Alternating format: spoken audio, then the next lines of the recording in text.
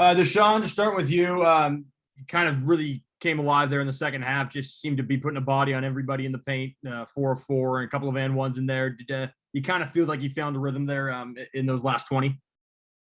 Yeah, definitely. Coach told us to get back at it at halftime, and there were +7 on the glass. So he made it an emphasis to go rebound and put bodies on people in the paint, and so that's exactly what we did.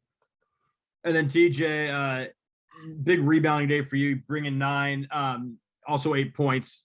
Just was there something you were seeing in their defense that allowed you to kind of crash the glass the way you did, or was it just the ball was kind of coming to you? I mean, I feel like I just wanted it more than anybody else because last game I had 0 rebounds. So my goal was to go out there and rebound to tap out the ball. So that was my goal going into the game. And usually when I put task ahead of me, I usually get them done. Dishon, was it enjoyable at all to go up against former teammate Brandon Chatfield? Yeah, definitely. Coach made it an emphasis on the scout to put a body on him because he likes to crash, and he probably had a personal thing going on this game. So we made it an emphasis to box him out and go get the ball for sure. Have either of you guys asked Muhammad to teach you the little turnaround he's been doing? Because that's pretty silky what he's doing with that shot. It's unstoppable for real. Yeah. I mean, we tell him all the time that's his go-to move. Rep it out every day, and that's gonna be like that's it. That's Nobody his pro move. that. Yeah, sure. He's that's too big. Different. Nobody could guard that for real. I tell him all the time. Once he gets it on the block, I'll be like, "Yep, turn around, post for you."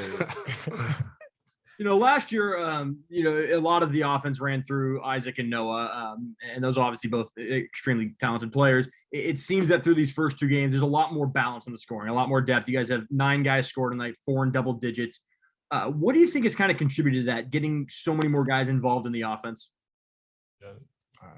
Really our depth. I mean, you got guys coming from all over, like Mike. That was top 5 in NCAA scoring last year. Noah was averaging like 14. Ty averaging like 20. Dishon had big scoring games last year, FA. I mean, down the line, you just got a bunch of scorers. So, I mean, our depth is crazy. Like, at any time, if somebody's lacking at one thing, somebody else could check into the game and pick us right up. And that's really like it's a blessing, man. For real. Anybody can take over the game at any time. That's the best feeling, man, when you got a line of guys who want to be good and who put in the work every day. That's what we do. Hey, we got a quick question in the room. I got a quick question. Noah Williams here with Cougar men's basketball. My question is, you guys were both rebound short and point short away from a double-double, correct? I believe so. What went through your mind when Coach pulled you guys out and you wanted to get that extra rebound and get that double-double? What was going through your mind? I'll go first. I was very upset. We have our what do you call this? Our guest. He kind of stole my rebound, but it's okay. We all love each other. It's all love here, but it's all love. I can. To be fair, you didn't tell me that you were a rebounder. I know. So that's on me. He told me that he was a point away from a double-double. I respected it, but you didn't tell me. I would have let you grab it. I got you next time. Next time, I'll let you grab the rebound. Yes, sir. Thank you. Yes, sir. Yes, sir. Jamie, go ahead. I don't think I can top that question. That's world class right there. No, I'm good. Thanks, guys. Yes, sir. No problem. Colton Clark, go ahead. Hey, you guys pretty much answered everything, but just kind of following up on one of those. How much is it a relief or kind of a weight off for you guys, just knowing that the team has the potential to put 6-7 players, putting up 7 to 10 points per game? Does it feel like it just takes a lot of weight off the shoulders of all the players altogether? And yeah, definitely. Because last year, we depended on 2 guys to do a lot of the scoring, and then I know I started coming on later on in the year, but I didn't really find my footing until the Arizona State game, not the last game, but the one at Arizona State.